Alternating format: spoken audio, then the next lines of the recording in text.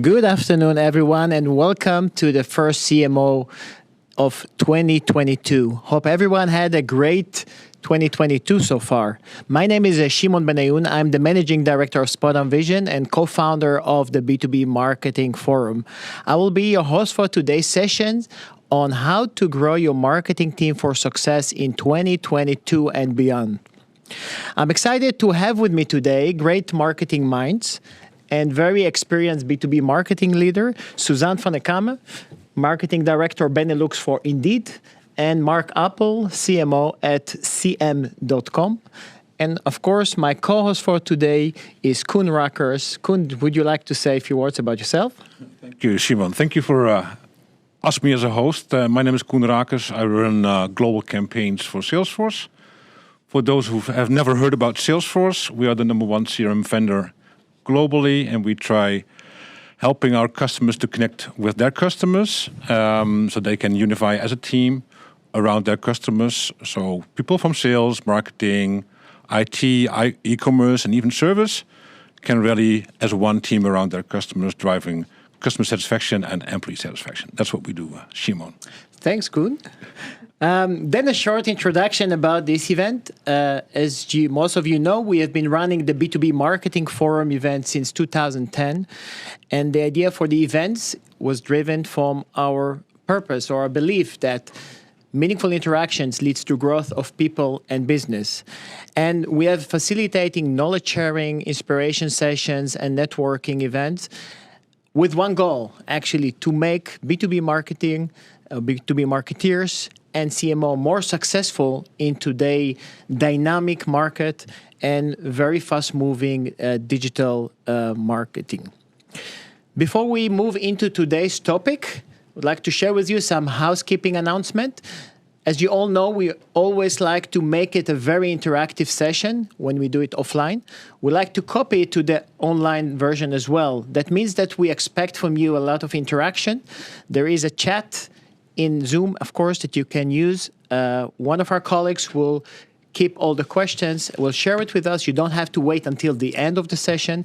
And of course, we will appreciate people that would like to share their experience or share their vision with us by coming with their camera online. We can facilitate that, no problem at all. Just mention it on the chat function of Zoom. So let's jump into today's session on how to grow your marketing team for success in 2022. As we all know and experience, finding and keeping talents in our team is a major issue, specifically in this extremely stressed job market. On one hand, marketing is expected to do more with a team. We expect to, beside marketing, we expect to help sales with sales enablement.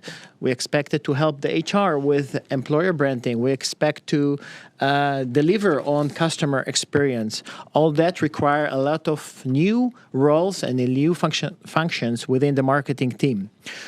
On the other hand, we all know how difficult it is to find the right people and to connect them to the team. And we all here as CMOs spend on a daily basis time to attract and retain talent in our team, something that we not necessarily invested a lot of time before.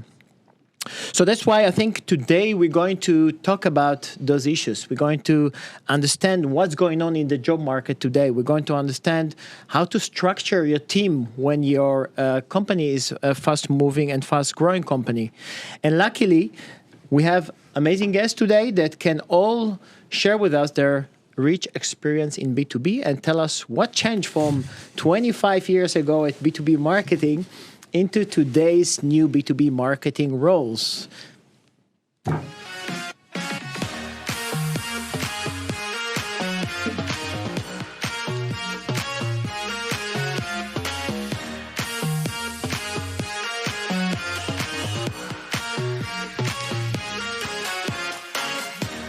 Thank you, Suzanne.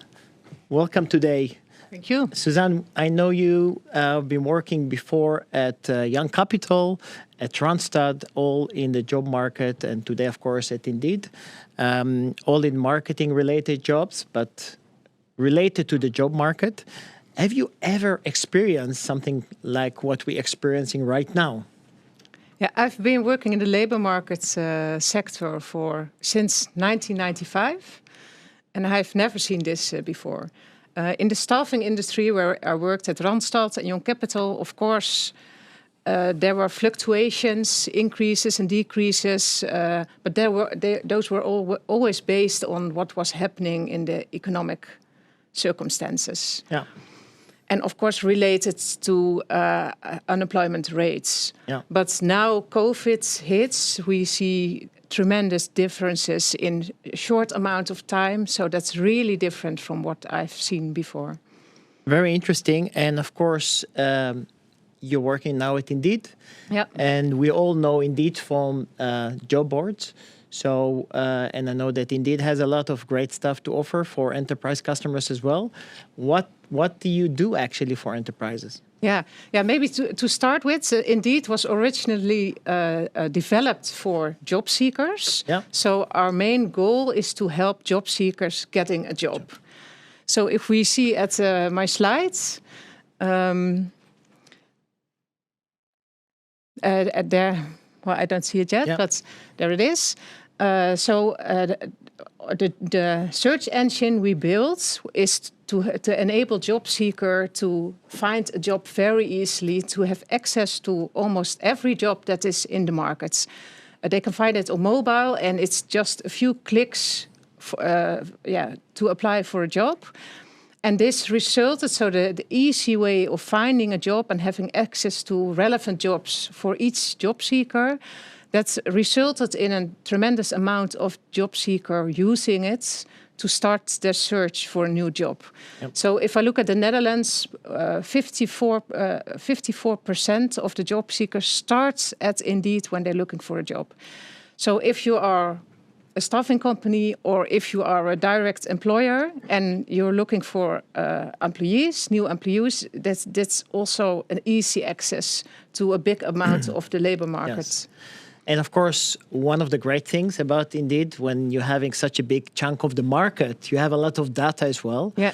And you're going to share with us some of the data, but to help us understand what's happening in the job market in the last 1.5 years or 2 years, right? Yeah. If we take a look at the first graph, so I took some data, and so you can see here. So this data is from February 2020, so just before COVID.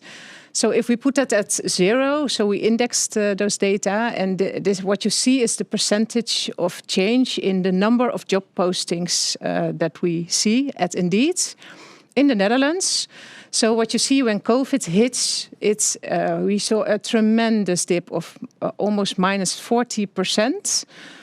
And it climbed up a little bit in the months afterwards. So the shock was enormous, I think, for everyone. So companies just stopped posting jobs and see what happened first. Yep. And then we see a little dip at the second wave in the graph. And then you see afterwards is climbing up again. And just before summer, so in spring of last year, we were at a level that we had before COVID. And since then, it's continued climbing till now. And what you see is that we end now at 36% above the level of jobs we had before COVID. Okay, and is it the 36%? Is it a new level, that all-time high? It's level? An all-time high, yeah, absolutely. Very interesting. Yeah. And Suzanne, can you share with us, because of course we have also guests that are not only looking at the Netherlands. Do you have stats also from other countries in Europe? Is it similar? Yeah. If we look at the other countries, there's this slide. So we see almost the same figure. So this is Belgium and Germany. The US is in here, but there are some differences, and those differences are mainly due to the economic circumstances of the country, and also what measures were the local governments taking due to COVID. So, of course, in the Netherlands, the government chose to have measures that really protect people, the employees, and that's of course the result is that we have a very high, a very low unemployment rate. So those makes some of the differences between the markets. So actually, if I look at the graphs, or the Dutch economy picked up faster than other countries in Europe. Yeah. So we can say at least something good about Ruta, right? I actually came across an interesting McKinsey global research recently, and they called it the Great Attrition. I don't know if you saw it, but actually what they say is that 40% of the people they spoke to in this research said that they are planning to look for a job in the next 3 to 6 months. So a lot of people are quitting the job and not afraid of taking steps, even if they don't have another job. What do you see if you compare the job posting versus the job seekers? How does that align? That's also interesting because the job posting is going up, but the number of job seeker is going down. So that's partly due to the low unemployment rates, but especially in the beginning of COVID, we saw that people were very reluctant to apply. So I'm curious if they will change that now, as McKinsey is saying. So they're more reluctant to apply, at least in the beginning of COVID. And some has, of course, has problems due to the sector they're working in. But the gap between the amount of jobs there are there, and amount the of job seeker is growing. Actually, the gap is growing every month. Yeah, exactly. So right, that's very interesting stats. However, I think our audiences are really interested in what's happening with marketing-related job. Can you tell us something about that? Yeah, well, we're seeing the same for marketing. Maybe that's not a surprise. I think everyone in the audience has experienced it over the last couple of months. So for marketing especially, what we see is that since the beginning of 2019 till now, the line is going down of number of job seekers actively looking for a job, and the number of job postings is going up. And that's resulted in if we see at the next slide, that's for marketing profiles that we had in the beginning of 2019, we had almost 20 job seeker per job. And now we are at 8 job seeker per job, which is really low. Wow, that's a really... So it means that more and more companies are looking for marketeers, or there are more jobs for marketing to choose from, which is explaining a little bit the situation that we are in, right? But if you look at, if we go into deeper and that I try to challenge you as well to tell us what are the jobs that are very popular within the marketing world? Yes, now well, the top 10, maybe not a surprise, but digital marketing is key. So we see the online marketeer, of course, at number 1, but also like e-commerce managers and social media specialists are very high in the ranking. So this is the top 10 that we are having now on our website. Okay, I would like to make a short stop here and go to you, Mark. When you look at this top function, is that also the type of people that you are looking for at the moment? Yes, I recognize. I recognize exactly, but also in the previous graphs that were shown on the display, I recognize also how we found and search for the people in the marketplace. Yeah. Koen, at Salesforce, I know that Salesforce is a very marketing-oriented company. What are you experiencing right now? We see basically the same, although what I think is that there's especially in the COVID, people were, contemplating about, staying or going somewhere else, or what should I do? Jobs changed. We were had a very event-driven marketing strategy that stopped in what it was a week. So people had to realign and readjust, and that gave some frictions. But all in all, what we see is that, and especially now when we're planning ahead and with the tailwind, especially technology companies like Salesforce have experienced enormous tailwinds.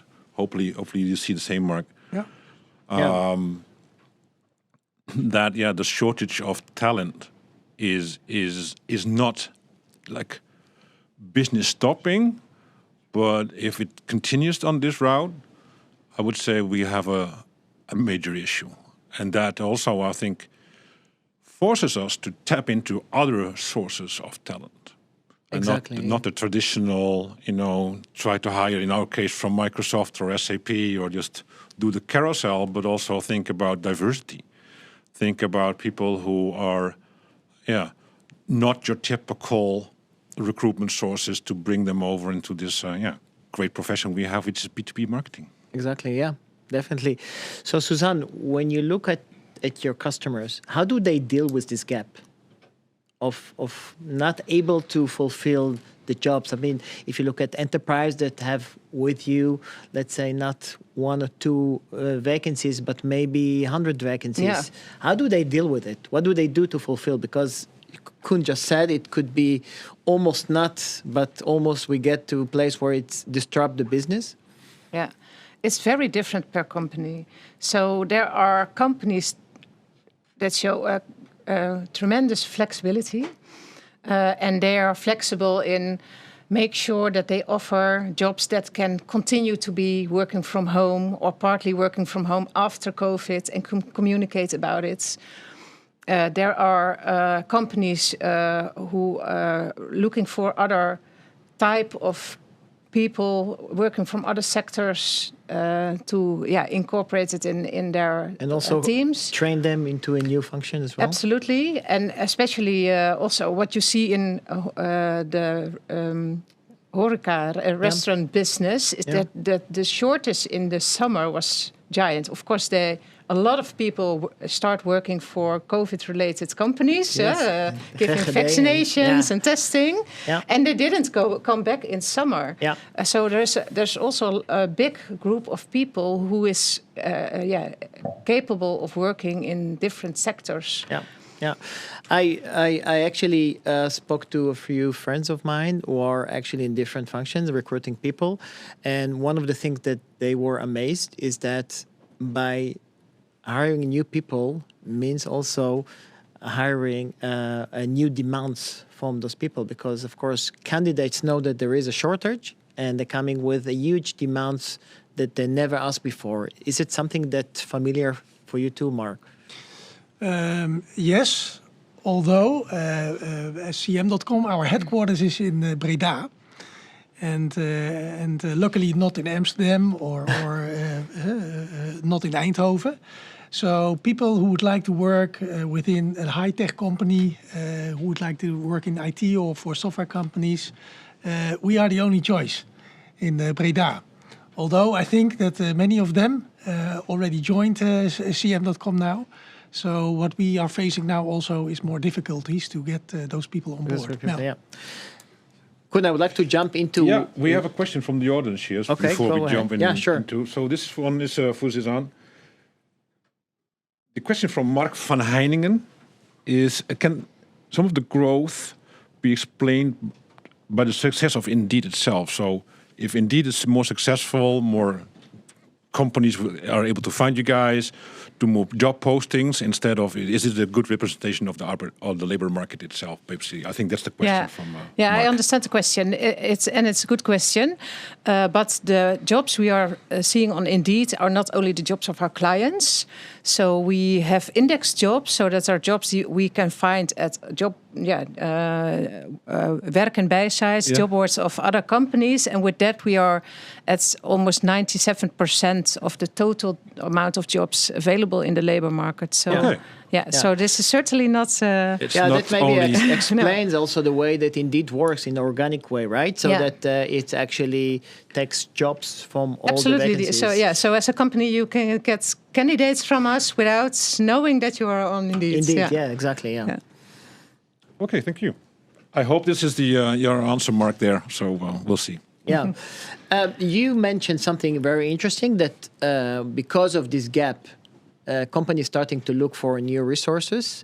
In marketing, for example, can you give some examples? What resources are you looking for to fulfill job vacancies if you don't find the right people?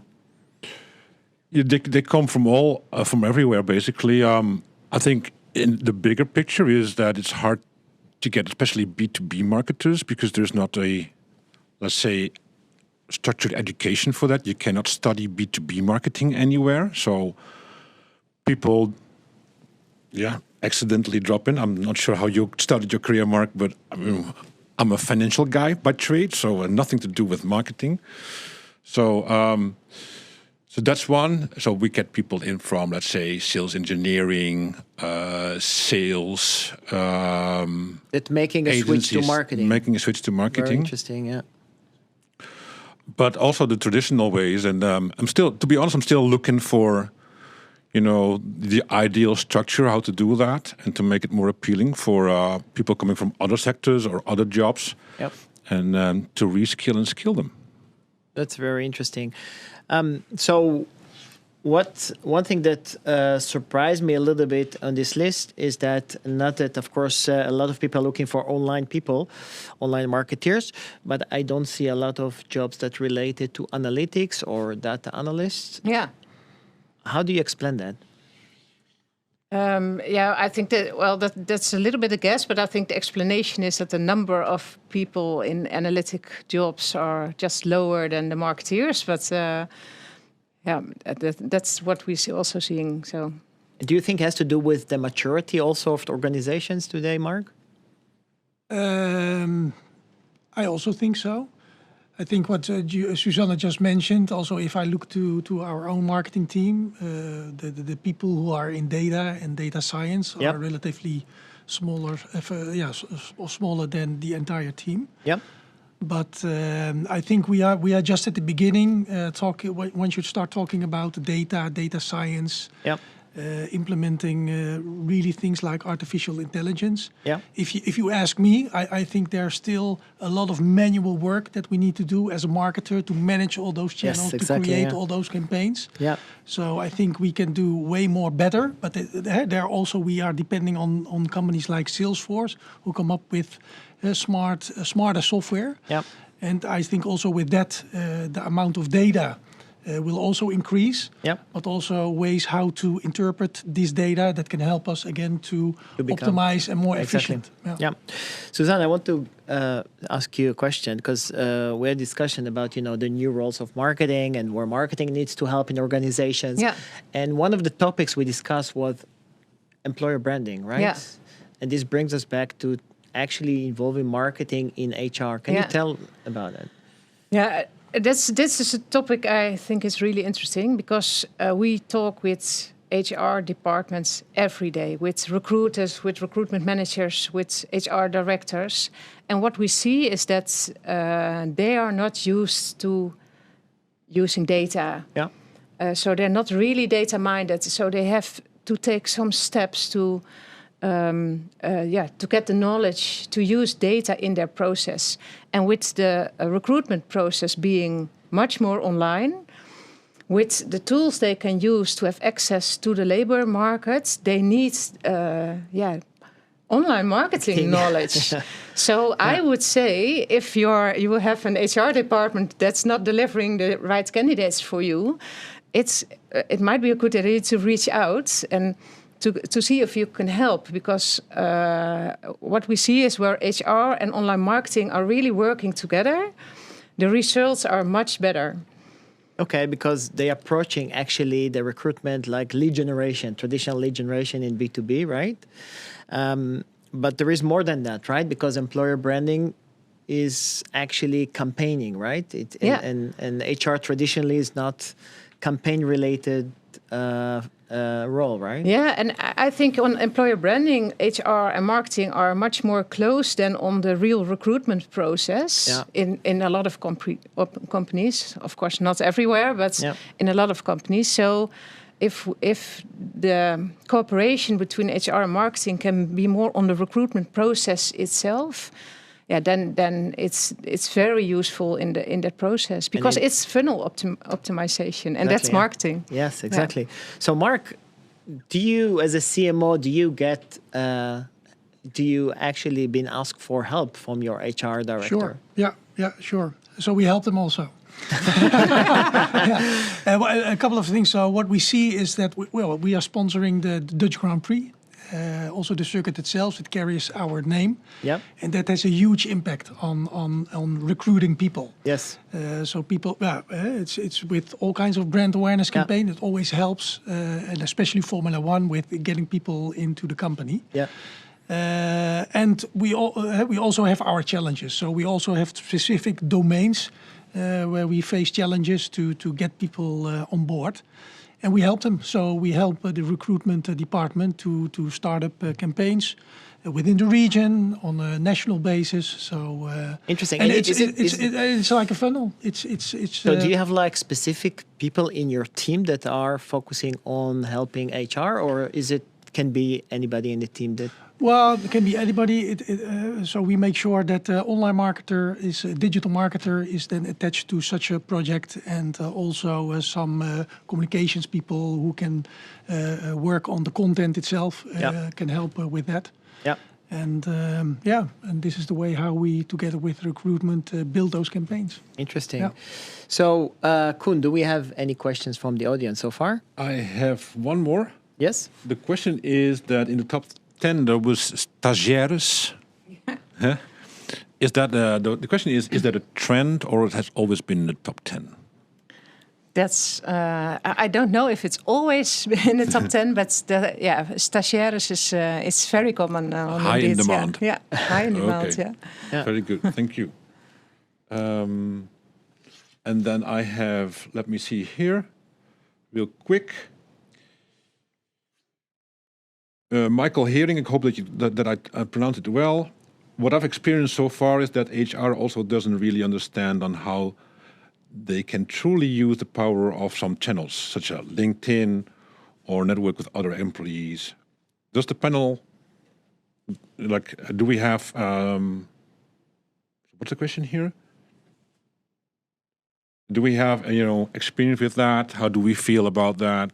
How can we educate HR more from a marketing perspective? Any ideas on the table here?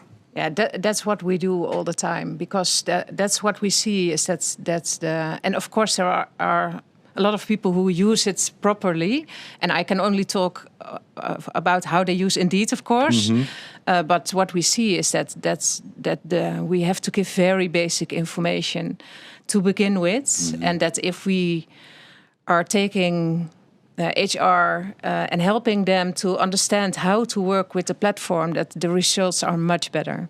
So we have sessions with clients, hourly sessions with clients to educate them and help them with the use of Indeed. Now you see people has to do also, I think, maybe with the traditional where HR comes from, or reaching audiences is typically a marketing job, right? And HR is not per se equipped to do so, and they have other assets to bring into play. Yeah.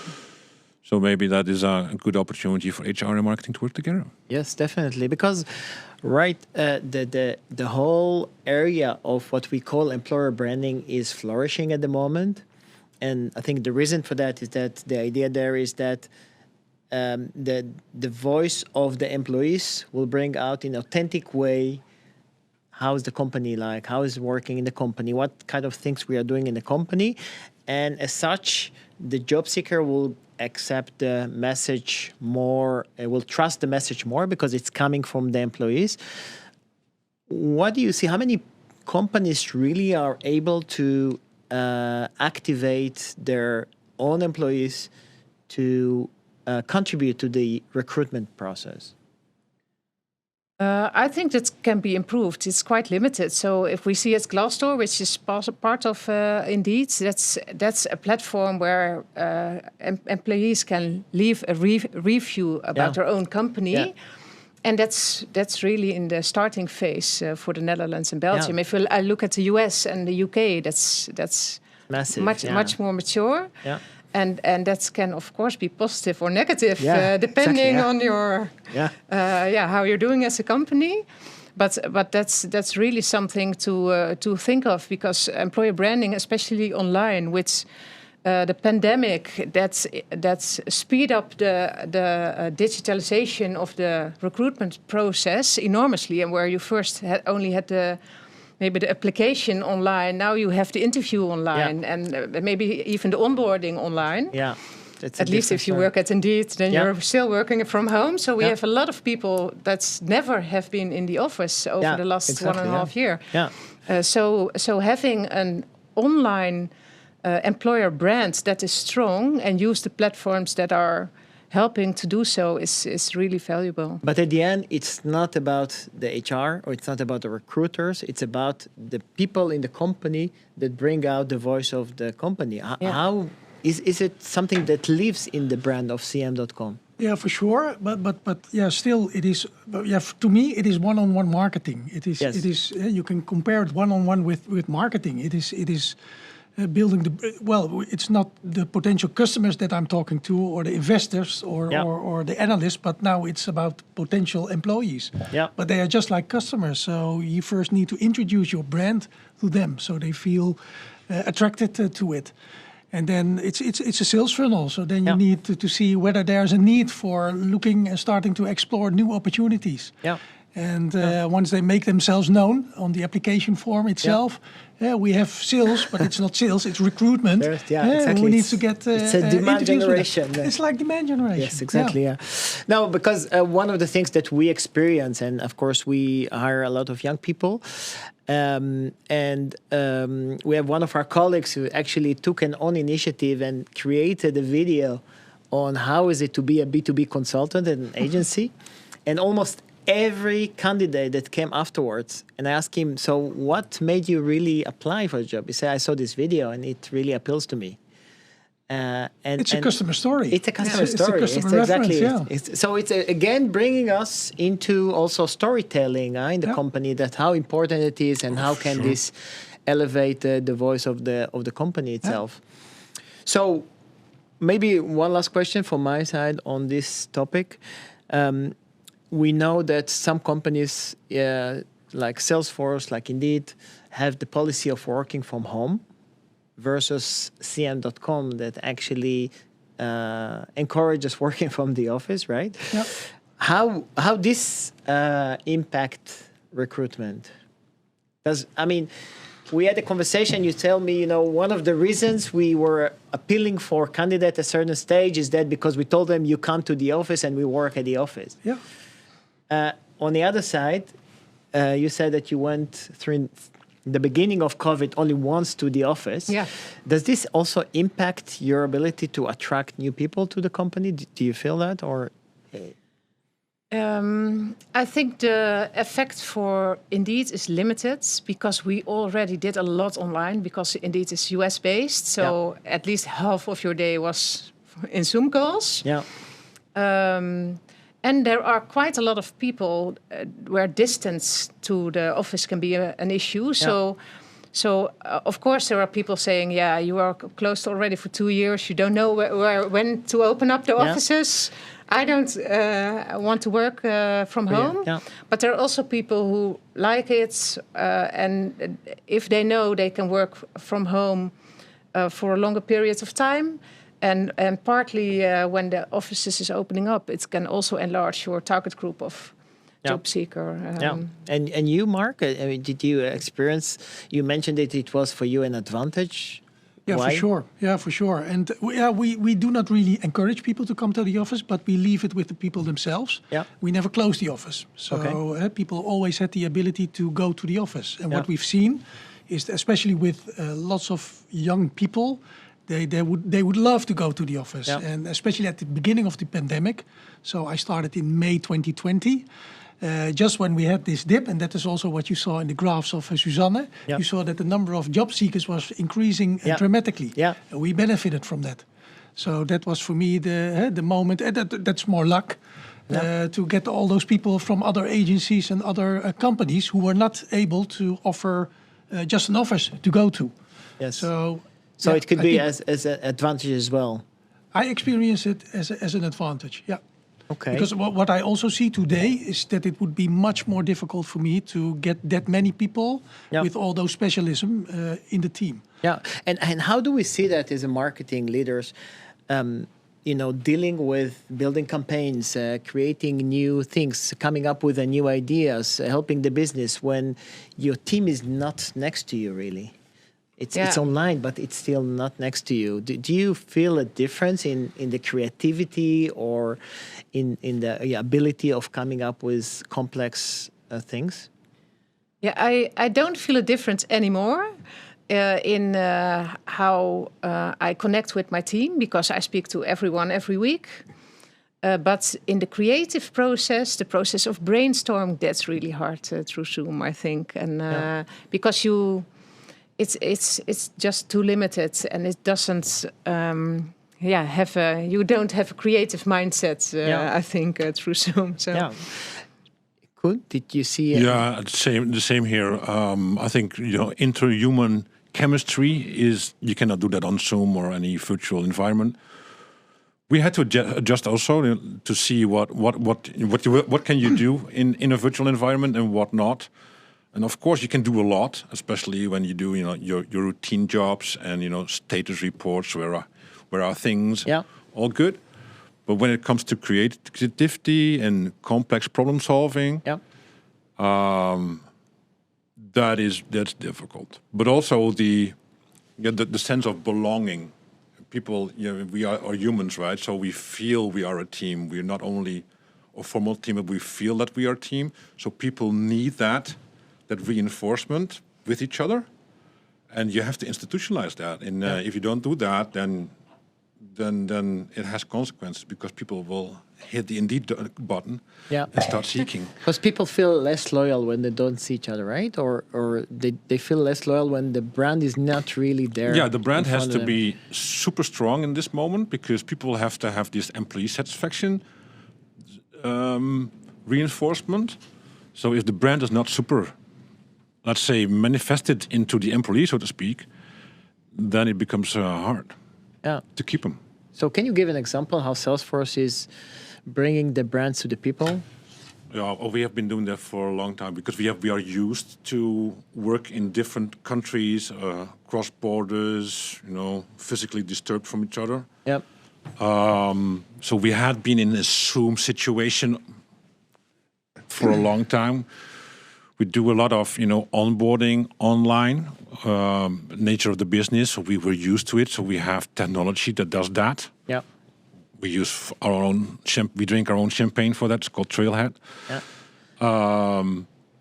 And I see every time I speak to a Salesforce person on Zoom, I always see them with hoodies of Salesforce. Yeah. I have never received so many coffee mugs in my life as up till now. It's true, and we do that a lot. Just to make sure we care. We are there. Managers are trained. Managers are challenged to make sure. It's not only you have a conversation of 50 minutes, like where are you, what you're doing, are you okay, but really to find out if a person is really okay, right? If he's really safe, sound, emotionally okay. Well-being, very important, and allow space for that. So one of the things we did is we gave all marketers an extra wellness day a month. So that's basically 12 days a year. Days, holidays or days off. And to spend on whatever you think is important to cope with the stress, to cope with your family, your friends. Or just to do a day of studying. A lot of people went just on doing studying, in-depth skill knowledge, which is also good. Yeah. Okay, thank you for this. I think we came up to some really nice insights about, the job market, recruitment in general. I guess, Koen, we don't have any more questions from the crowd. Let me really quick do this here. Let's see what we have. I think that's it. Oh, here. Any tips from the panel on how we could encourage internal employees to take their own initiative and post positive reviews on Glassdoor? That's the question here from the audience. I don't know. My guess of that would be is that it's too late if you need to encourage them. I think, right? It's about employer branding as well. To make people feel happy. Paying for reviews is never a good idea. True. Yeah. Don't give them a hoodie after the review. Don't do that. Yeah, exactly. Okay, so we heard how difficult it is to find new talent these days, but still in technology, fast-growing companies, growing your team from 8 to 45 people in only 1 year, that's what Mark did at CM.com. Mark.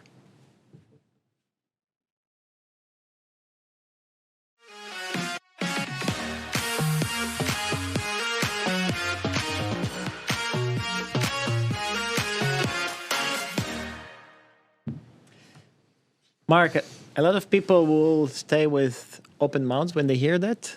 8 to 45 in only 1.5 year. Yeah. What was the secret sauce for that? Well, I think timing was right, but also what I just mentioned is I was also a bit lucky with that.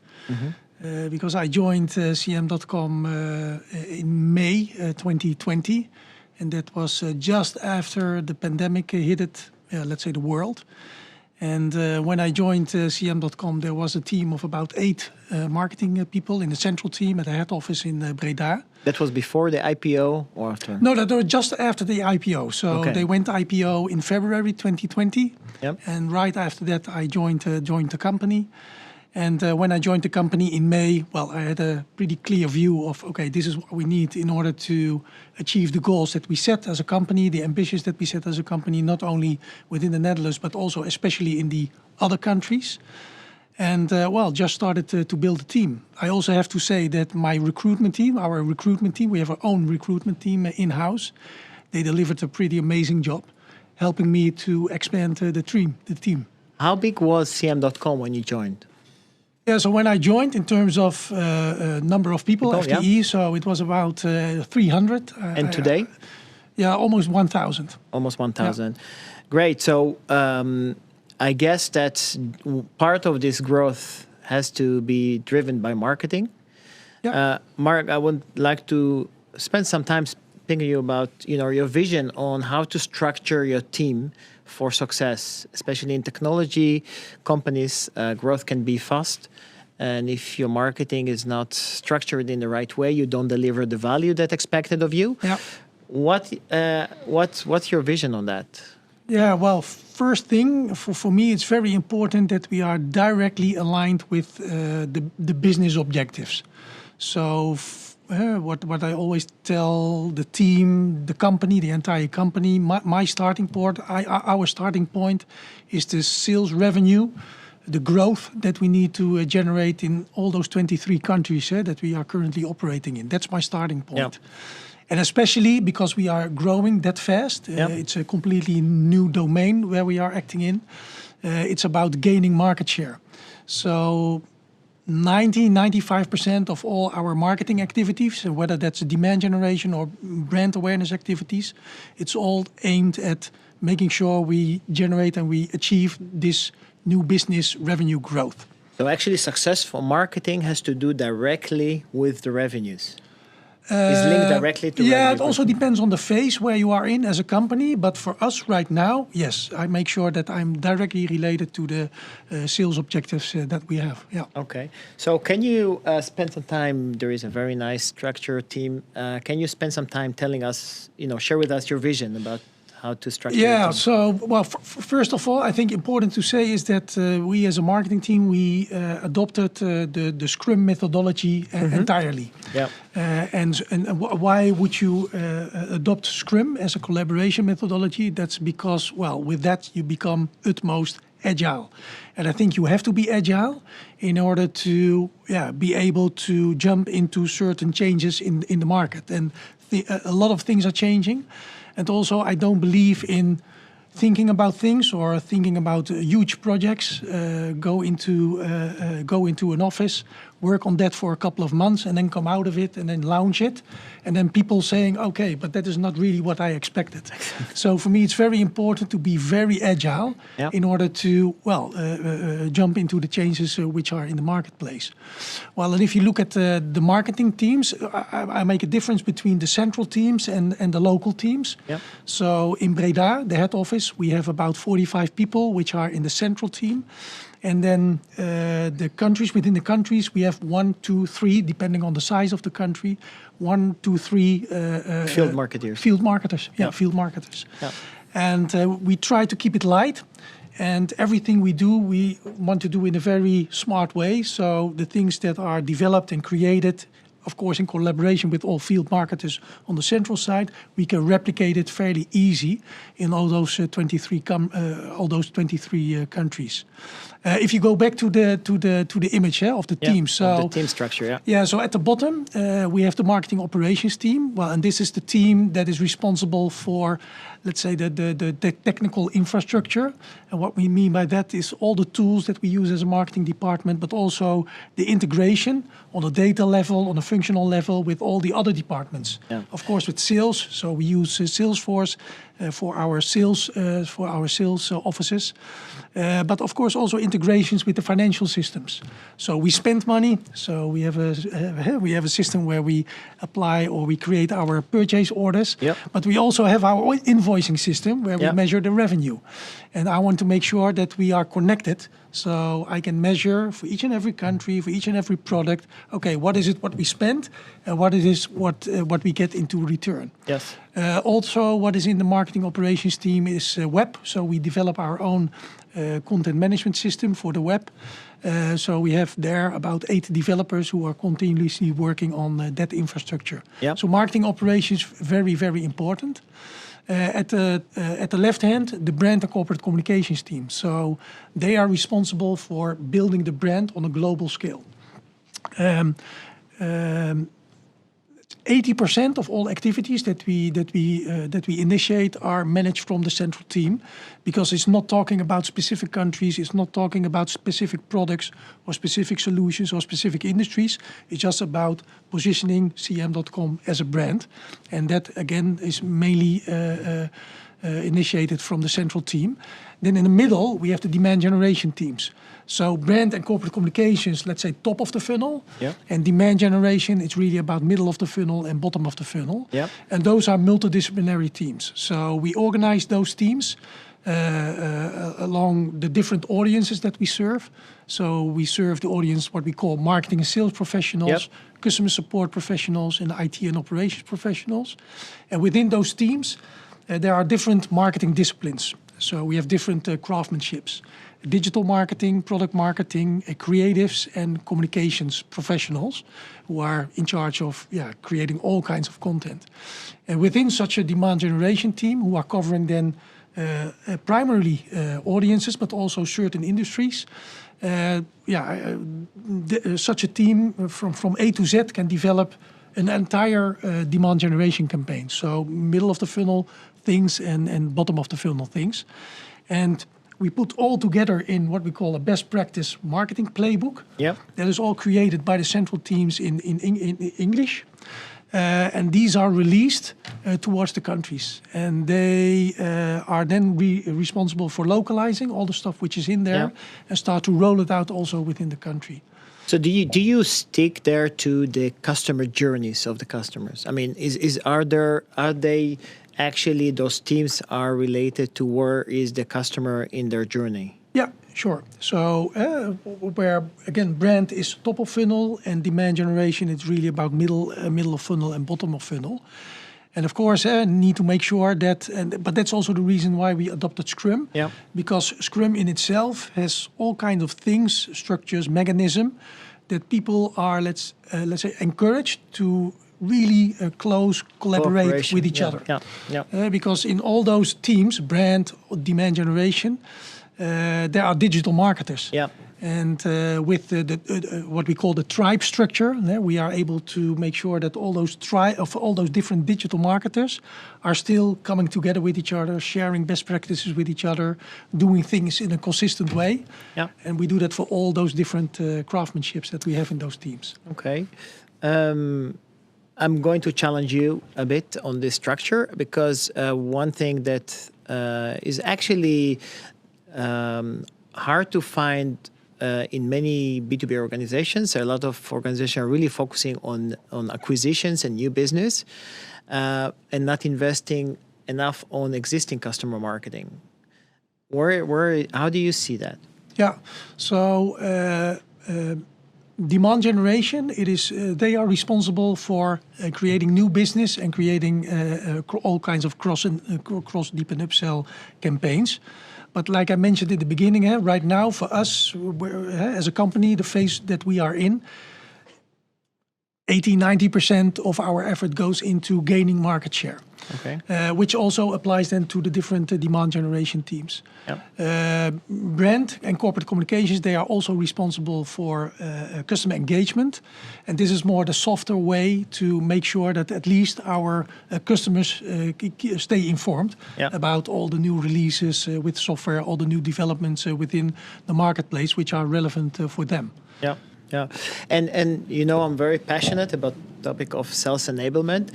Where does it come in your team? Where is the connection with sales? Yeah. So one-on-one connection between sales and is with a field marketing manager.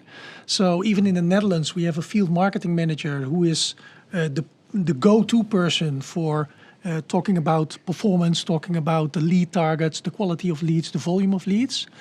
And within the demand generation teams, we have the product marketers. And they are responsible for this whole sales enablement part.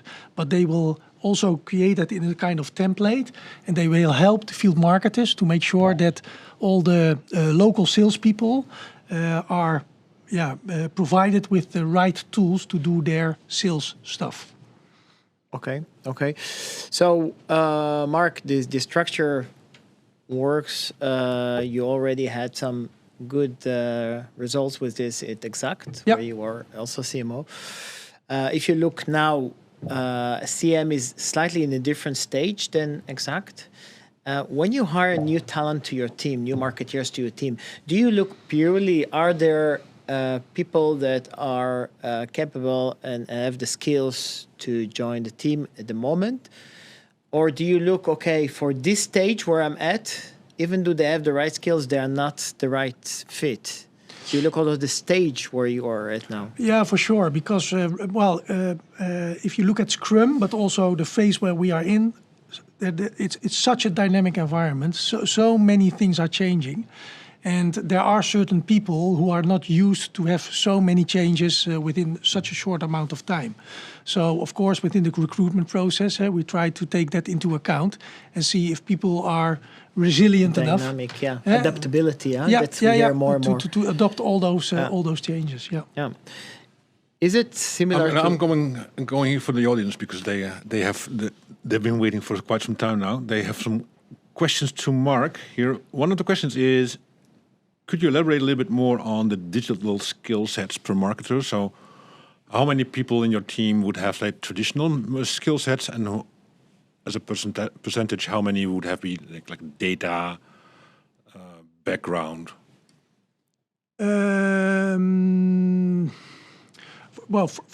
First of all, I encourage the marketing people to really broaden their scope. Of course, we hire people for certain craftsmanships and certain specialism within these craftsmanships. But also with the career path, we try to put something in place and try to put perspective in place that really helps them to broaden their scope. And one of the first things I would say to a communications professional or to a creative professional is, okay, start to explore digital marketing skill sets, etc. But if I would look at the team right now, I think, in general, talking about digital marketing capabilities, I think 60% of the team is able to do that. If I'm looking purely at the data science like capabilities, I think it's only 10% right now. But these are skill sets that also we would like to expand.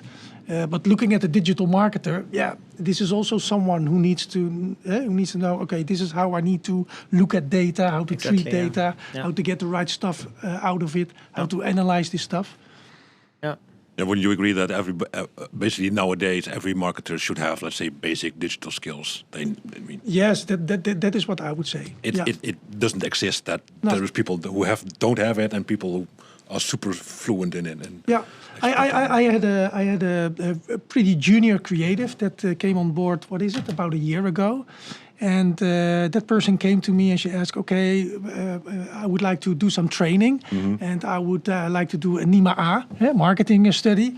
I said, "Let's do something different. Let's go into the digital marketing arena. I think marketing is something that you will learn here, but I would rather have you focusing more on expanding or broadening your scope with these digital marketing skill sets." Yeah, so building new capabilities, so training the new people.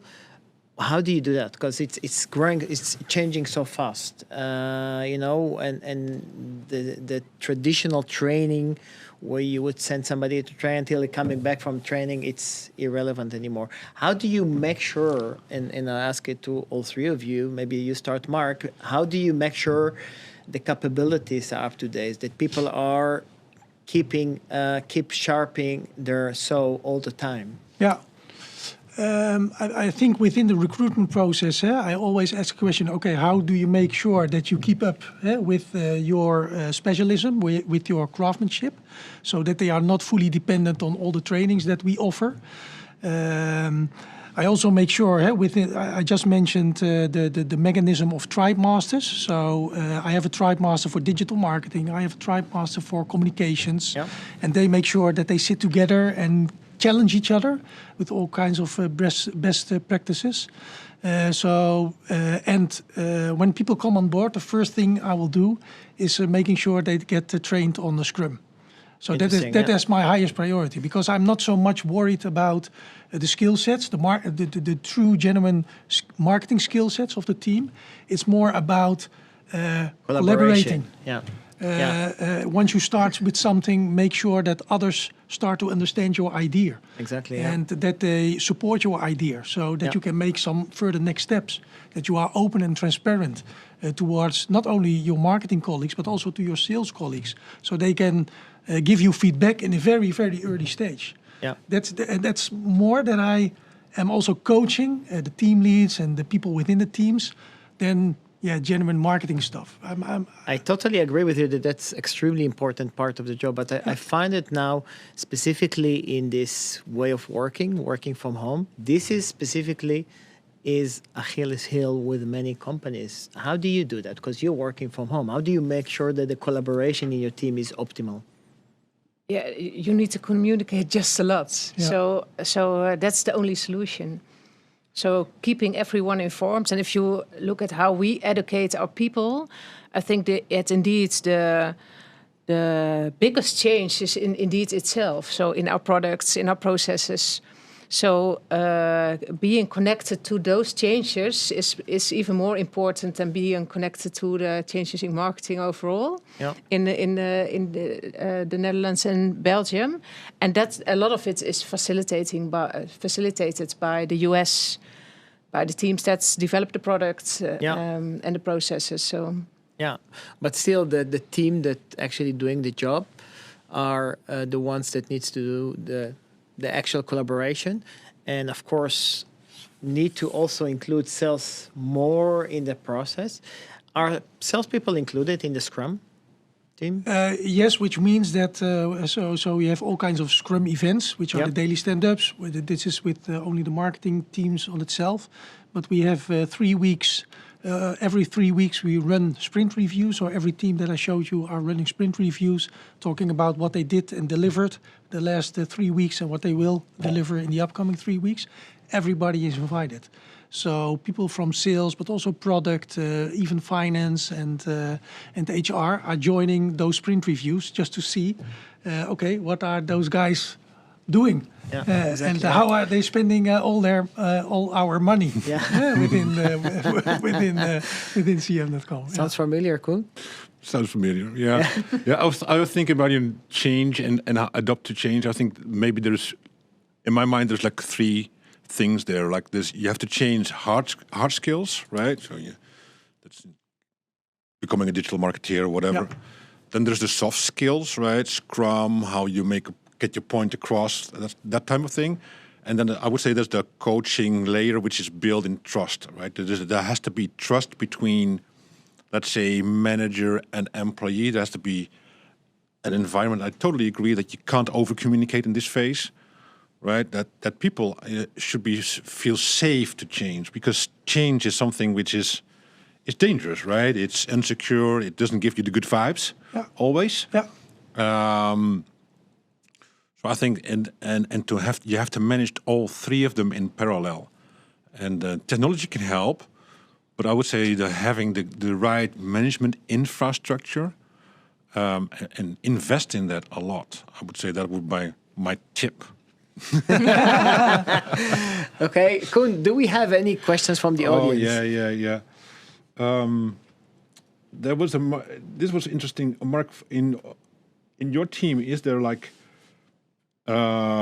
people who take care of market and competitive intelligence? Good question. Yeah. So one of the craftsmanships is product marketing.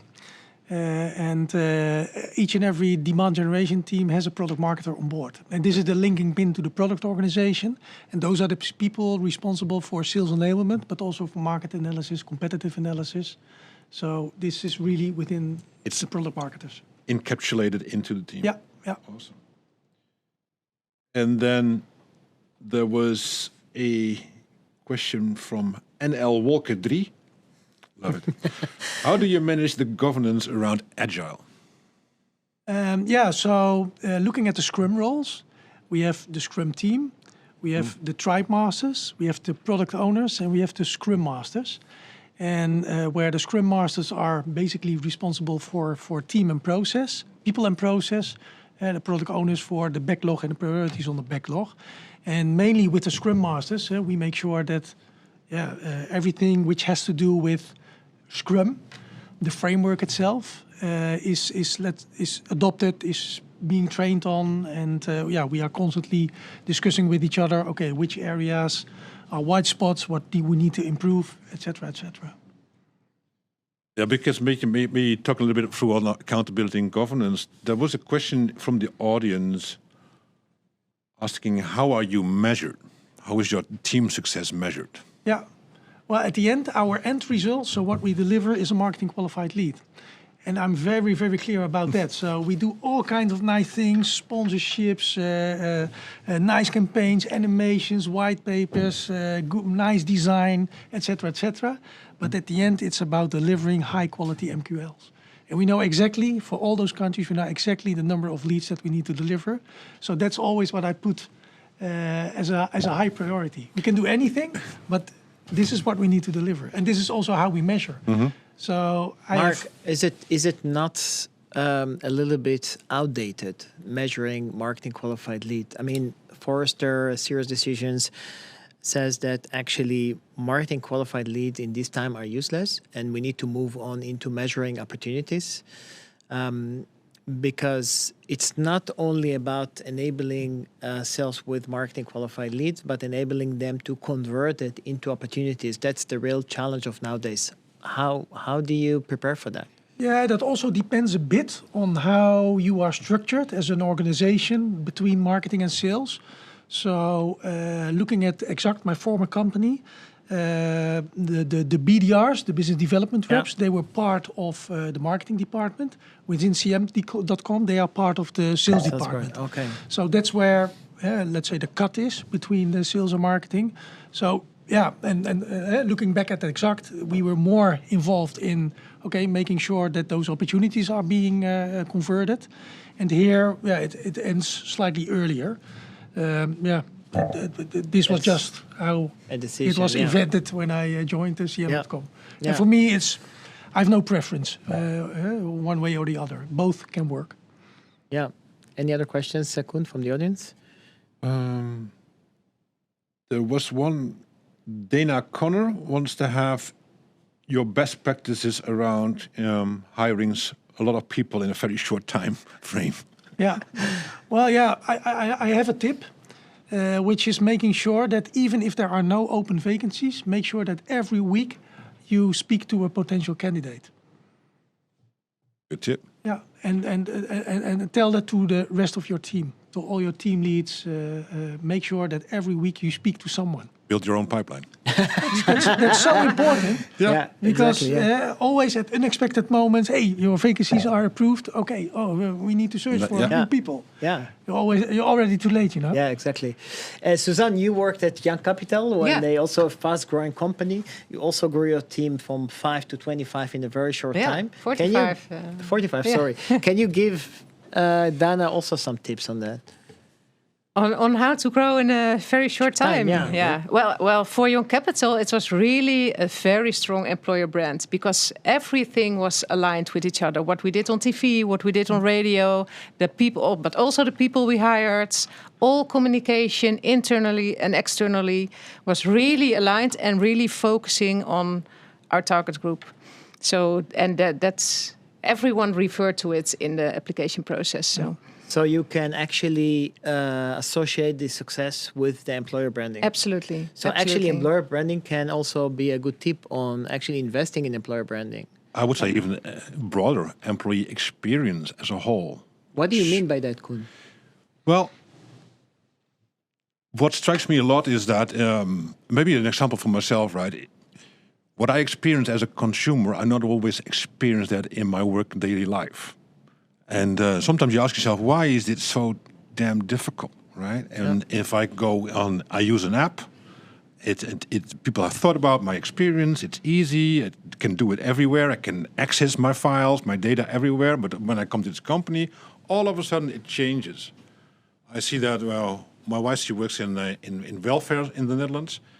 There's a huge gap between how they run their business and how she runs their private life. It's totally different, and it creates frustration, and it even creates so much frustration that she thinks of leaving because she thinks, well, why it's disrupting the potential of my success.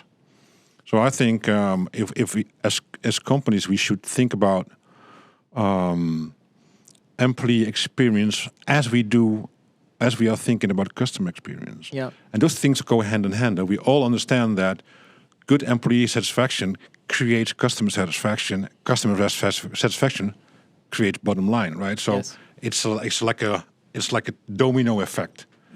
And I think especially when job seekers are not knocking on your door by the thousands, let me put it that way, I think it's easier to keep people than to find new people. So this could also be an angle to see how you can drive that forward. Yes. Like customers, eh? It's like customers. We call Hard it to get new also customers. within the B2B. It's the consumerization of B2B, what we Totally. call, right? Totally. It's people, how do you experience by going to bol.com, to Amazon, Netflix, how easy it is. They expect exactly the same at the work. What's your experience as a potential candidate? I mean, sometimes it's awful. I mean, just try it. Go on LinkedIn, just for the fun of it. Try to enlist somewhere. It's awful, right? You end up in a maze of websites. You have to log in twice, maybe 4 times. You don't get a reply at all. You think, how good is this company? Yeah. So there's a lot of opportunity, I think, there. Mark, coming back to the CM.com story and your marketing team, what is the one thing that, because we saw demand generation, different stages of the funnel, we saw communication and branding, we saw marketing operation, a lot of skills are going on in all those, departments, let's say. What is how do you keep them tied together? What Suzanne just said, in Young Capital these days, everything was aligned with each other, communication on radio, above the line, below the line, How do you make sure everybody knows the why, but also knows to work and to reinforce each other? And with everybody, you mean the colleagues within marketing? Yes. Okay, the colleagues within marketing. It's maybe a bit boring, but Scrum as a foundation in itself, it has everything to do with collaboration. So all the events in there we make sure that everybody knows from each other what they are busy, where they are busy with. And talking about transparency and trust, It's up to me to make sure that there's trust, there's respect, so that everybody feels the urgency to, if they have ideas, that they put them on the table. And right now, we have such an environment, so everybody feels comfortable to just say or come up with some new ideas that they think which are good ideas. And with all the Scrum events in there, I know that all those people are connected with each other. With tribes, with the product owners, with those sprint reviews, with the daily stand-ups, with the retrospectives, and there we make sure that everybody is. That's also the reason why we fully adopted it, not half, fully adopted it. Very interesting. Any addition, Koen? Not from the crowd. The crowd is quiet.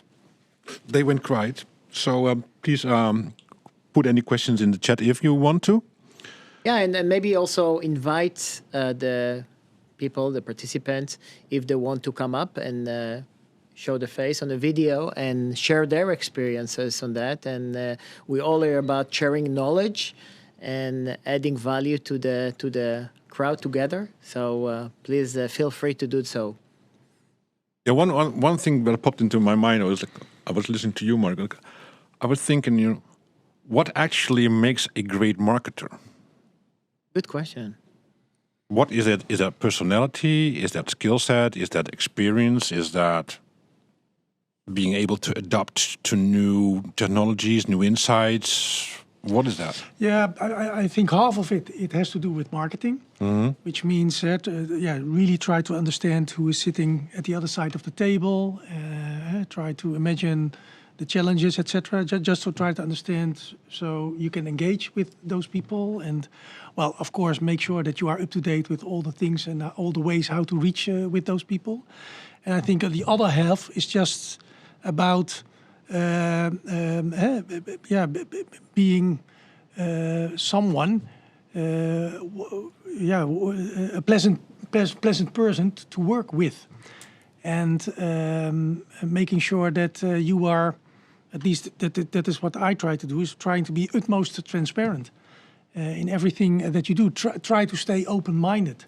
Try to put your ego aside, and also always stay open for new ideas. And whether it's coming from a junior, a senior, whether it's coming from someone within marketing or even sales, everything is a good idea. But sometimes it's not, the timing is not right or whatever. But yeah, I think that's really important. Suzanne, any thoughts on what makes a great marketeer? Yeah, I agree with Mark that half of it is marketing skills. But being able to align with sales, at least in my team, is very important, because we can create an MQL, but if sales is not able to make it a deal, then there's no use. And we also measure MQLs, but we also measure influenced revenue by marketing. Okay. So that's further in the funnel. Yes. And that's so that's also, you need to cooperate with sales, and you need to do it from the beginning of the process, because if you come halfway and they say I was not involved, and a lot of the ideas get better with the input of sales. So the cooperation. So as you name it, being a nice person, but also sometimes dare to ask the difficult questions and to challenge. To get every idea as sharp as it can be. Yeah. I think I would add to that adaptability. We discussed it, how important it is to be open to change and to adapt to a new situation as fast as possible. And another one is experimental. Don't be afraid to experiment new things and make mistakes, and forget about being perfect, because it's the end of perfectionism, right? It's the rabbit hole. Fail often, fail fast. Yes, That's the only way exactly. how to develop yourself, how to learn. Yeah, great. So if I'm looking at the time, we're moving on to the next part of this event, and that is actually a panel discussion. So we're going to activate more the audience, ideally, and ask the panel more questions. Yeah, so I have got here one from.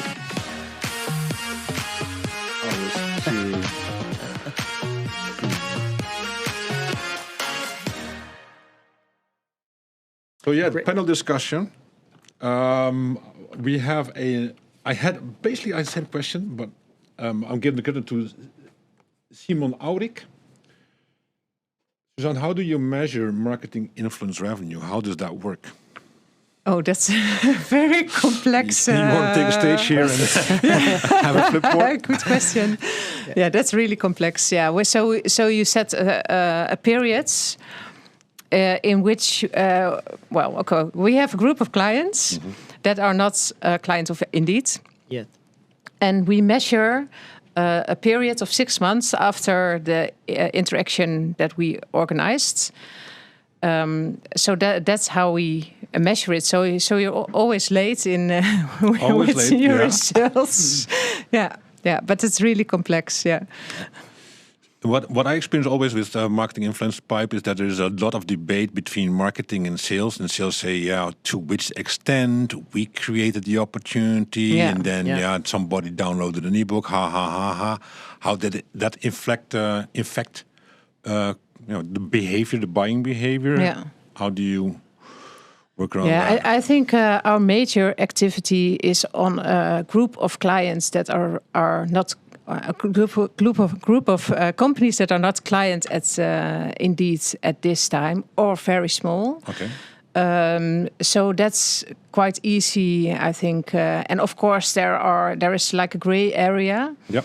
But the targets that sales have are really separate from marketing. So there will be a little bit of overlap. But if a client starts spending after 3 years after the marketing activity, we will say it's marketing. All is good. Huh? Yeah. Maybe I'd like to start the panel discussion with your permission. You go ahead. It was actually coming from, we talked about the team today, right? And who is leading the team is the CMO. If I have to ask you both, if you look currently or over the past year or so, what has been your, let's say, top 3 challenges? Things that made your mind busy every day almost? I think for me, it's Indeed is an international company. The challenges we're facing is that a part of marketing people are in the US, and it's a very fragmented organization. So there are a lot of contacts that we need to manage for one market. And in the end, you, of course, want to end up with like a consistent story on job seeker, on SMB, on enterprise, internally, on PR. So that's managing that, and coming from all the different teams, a lot of localization processes is absolutely a challenge. Yeah. How if I have to ask you also, Suzanne, how much of your time, if you try to think in percentage-wise, do you spend on recruiting and team-related issues? Well, I'm lucky. No one left my team, so wow, that's an achievement. Yeah. So it's only new people. So I think really on recruitment, it's very limited for me. Yeah. At least now. It was much different at Young Capital. You have more marketing information, so that's for you easier, maybe. Mark? Well, the top 3 challenges we're talking about. Yeah, I think first one was making sure that the people who were on board at CM.com within the marketing team, they stayed on board. Yeah. Because for them, a lot changed. Second one was also educating not only new people coming on board, also the existing people, but also the rest of the organization, what marketing is about. But at the other hand, it was a good story that we could tell them, because providing them transparency, providing them lots of leads, that always helps. And the other one, it is related to the previous topic. It was convincing them that we influence every opportunity. So we don't try to measure, okay, what is influenced by marketing? Everything is influenced by marketing.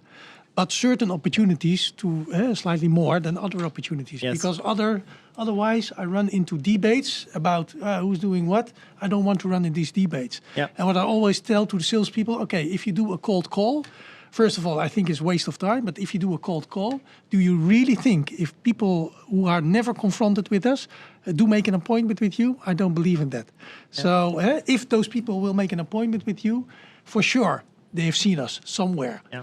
But it is not registered, or it's not possible for us to see it somewhere in the system. So that was also a big challenge to convince the organization about that. Yeah, yeah. And maybe that brings me also to another question that I have.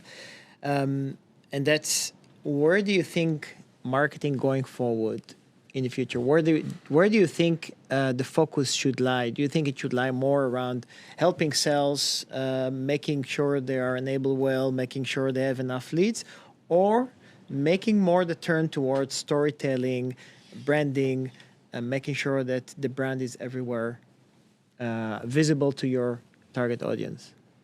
I think you cannot do without branding and storytelling. So yeah. But what do you think that should be the focus of marketing? It's more like the base. I think that needs to be there to be successful with your other marketing activities and make everything easier also for sales. Yeah, yeah.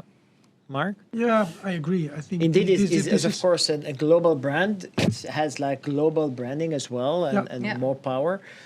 For a Dutch brand, but is growing also internationally. How do you experience that? Because the budgets are limited, of course. You cannot So we have to do things in a very smart way. Yeah. But at the end, it's still about making sure that you make your brand well known in those countries, and you run all those kind of campaigns. And by doing proper storytelling in a consistent way, this helps. But I also consider this as a kind of foundation that we have to have in place. Yeah. Something that we are not doing today, but I for sure see something that we should play a role in is we are touching millions of people each and every day, each and every week. So a lot of feedback, a lot of leads we are generating, a lot of leads are being qualified out, also with all kinds of reasons behind that. And I think there's a lots of valuable information for our product organization to determine, okay, what should our roadmap look like for the future or for the near future. So I think we could play a very big role in that, which is not the case right now. But Koen, do we have any question for the panel from the audience? We don't have any questions so far. But to the point, like, between marketing, branding, and the lead generation, to be honest, I'm very concerned as a marketer in looking at the future and say, hey, cookieless future, it's hard to engage with prospects and customers, due to privacy laws, all the good stuff. Where does that leave me when I have to create, a huge amount of leads, which I need to engage with people, right? I need to do that. So for me, for us, we see a shift between the hardcore lead gen and the branding. The brand has to fill that void more and more. So people have to have an emotional relationship almost with the brand, and hope if we do a good job, they come to us and then we do the funnel instead of us reaching out so much. And I'm not sure how you guys see that in B2B. For me, there always has to be a good balance between demand generation and brand awareness. And with all those privacy issues right now, I think it's good because it's all about providing valuable stuff to the market. Yeah. Seducing our customers again, right? Yeah. Do your job. Yeah, totally. If you're coming back to the question of marketing teams, right? One question that actually I wanted to ask you, because Salesforce was actually an event-driven company, a lot of events and offline events. And as traditionally, you had also a lot of events organizer within, and those events are now being done online. How do you shift from old jobs to new jobs in the marketing organization? I think as hard as any organization should do, will find it to do so. I think reskilling, upskilling is constant as a given. This was exceptional, right? Because it was like in 2 weeks or something that we closed shop. It took us a while to get over that, like mentally. Like you have people who are born and raised in events, and they have been, they've especially in Salesforce, they have brought this to Champions League level, and then having to say, hey, we're not doing that anymore, and let's do virtual. It's hard. Yeah. And but I think as a company, as a team, we pivoted around that. So we built out a virtual events playbook where we have, huge events, small events, product focused, more inspirational. We experimented with amusement a lot, so bringing Lenny Graffits and all those A names into it. It kept the engagement going, right? We were still there. Salesforce is still there. We have a vision how to navigate through this pandemic. We have a vision how leadership should act, trying to, get that out. Then it was released, so we went into face-to-face ASAP because we still feel that's where the magic happens. Yeah. Yeah. Will we ever go back to 100% as we were? Never. We will never do that again. Because there is a risk. We don't think that a virus as this one will ever go away. There is a risk in bringing thousands of people together. And we have to be, we are responsible for that. We are responsible for the health of the customers and our employees. So, but how did you make sure that those, I don't know, probably hundreds of event managers in Salesforce, they need to do a different job now. They need to be probably more digital now. Did you experience that you have to shift people jobs because of the pandemic? Absolutely, yeah, especially in the event jobs. Yeah, absolutely, because we also did a lot live events. And now, of course, we are only online, and that's really a big difference. But there's also an opportunity because we reach far more people with our online events and the costs are really much lower. Yes. So it's less personal, but there are also opportunities, I think. Oh, especially for the people. Huh? So it gives you, it forces you to think about your career.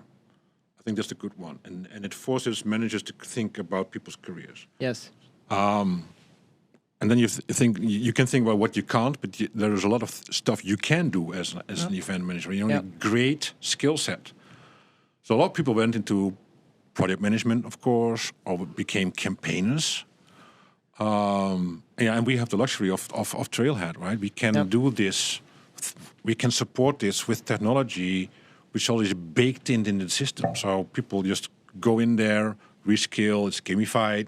It's fun to do. You get certified. We can track how far you are. We can pick out the talents. People who go through the system really quick probably are talents. Maybe do something else with them. So we're coming back to technology and data, right? Technology can help. I would say it's not, it's not the a holy silver grail. bullet. It's not a silver bullet, but it can help a lot. Yes. But you have to be prepared. I mean, we have been discussing that before. If you were not prepared of, let's say, working from home, you were not prepared on, doing reskilling and skilling structurally, all that good stuff, then it was tough. If you were prepared a little bit, it eased the burden a little bit. Okay, cool. We're almost ending the panel discussion, and I would like, it's actually a surprise because I didn't prepare you for that, but I'm going to ask you a question and you're going to complete it. So it's more like improvisation. Mark, the best marketing team of the future will be?